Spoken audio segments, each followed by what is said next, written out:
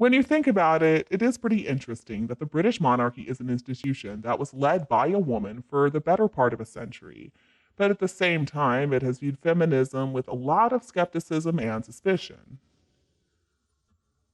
One of the most famous moments ever in feminist history came back in 1913. A suffragette named Emily Wilding Davison threw herself under King George V's horse at the Epsom Derby. And the royal family, did they sympathize with her? Oh, no, no, no. They sympathized with the horse. His wife, Queen Mary, took things even further, calling Davison a horrid woman.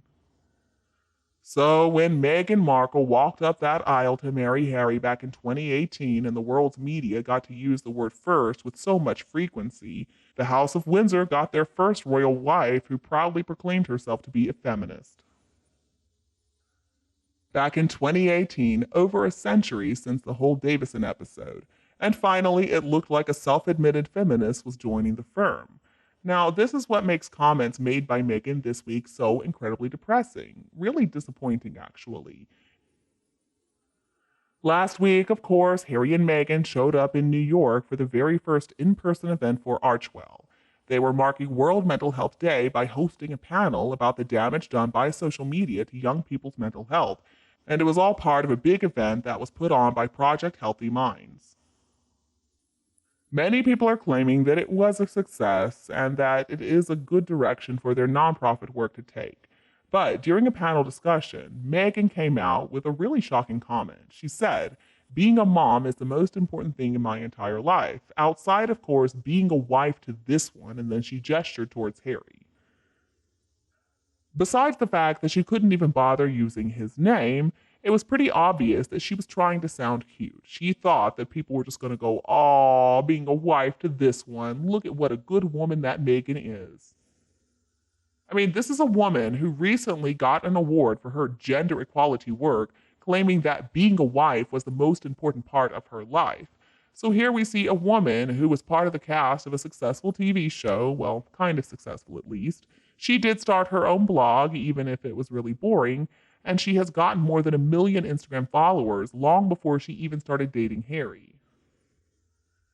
And the issue that people have here is not with her being a loving, supportive partner to Harry, but after everything, all of a sudden she's defining herself by her relationship to her husband.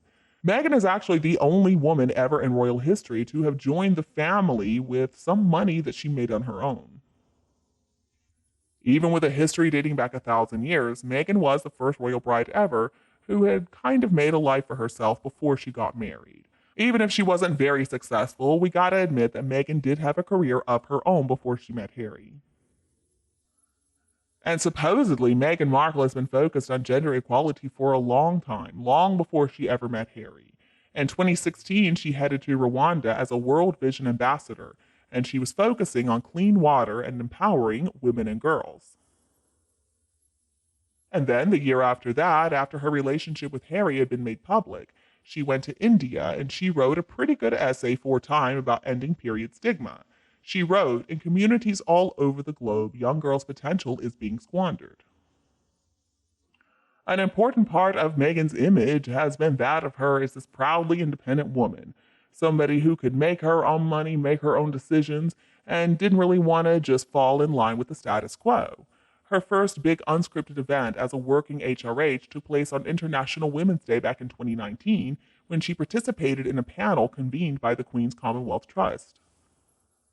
During that, she told everybody that recently she had been watching a Netflix documentary that included the line, "I feel the embryonic kicking of feminism," and she said, "I love that."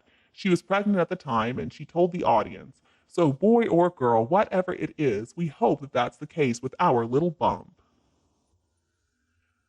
And since they moved to California, Meghan has talked about the need for paid parental leave. She told the Deal Book Summit it's not just about the mom, and she told Vogue that both she and Harry had a guttural response to the U.S. Supreme Court overturning Roe v. Wade. In May of this year, that of course was the last time that Meghan and Harry were in New York. They were there so that Meghan could pick up this bought and paid for Ms. Foundation Women of Vision Award. In her acceptance speech, she talked about our vision for an equitable world reality, and she said, "There is still so much work to be done." But now we're hearing the 40-something-year-old pretend mother saying the most important thing in my entire life after being a mother is being a wife. And that's a sentence that doesn't really fit with everything else she has said.